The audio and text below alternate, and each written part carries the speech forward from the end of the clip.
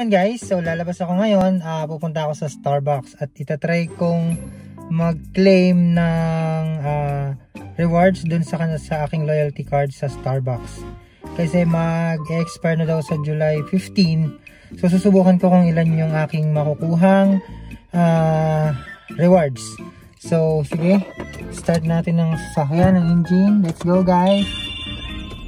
Yan. So lalabas na ako ngayon. So magdadrive muna ako, babalik ako mamaya. See you guys!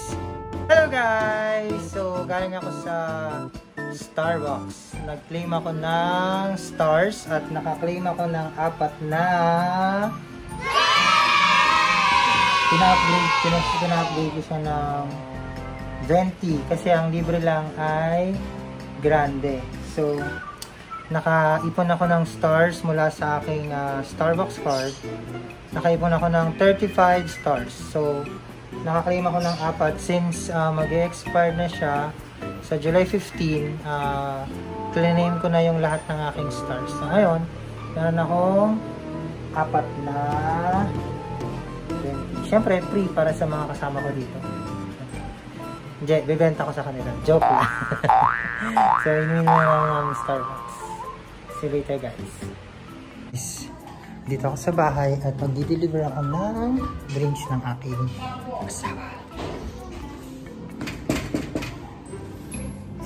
So nandito na ako. Di-deliver ko ito sa kanya. So nandito na siya. Deliver ko ito sa kanya. So perks yan ng aming card. So bye guys. Okay guys, so nakabalik na ako mula sa bahay pagbigay ng SB ng aking asawa. Ngayon, oras na para binuo. So perks na masarap pag libre. So napunta sa kanila yung iba. Sila yung isa sa mga dalawa sa beneficiary ng aking libre. So, yung mga may Starbucks card dyan, i-claim nyo na yung inyong mga stars kasi mag-expire na sa July 15. And enjoy your Starbucks. Bye-bye! Sabi nyo naman, salamat Shopee. Salamat Shopee. Oo, salamat Shopee. Salamat SB.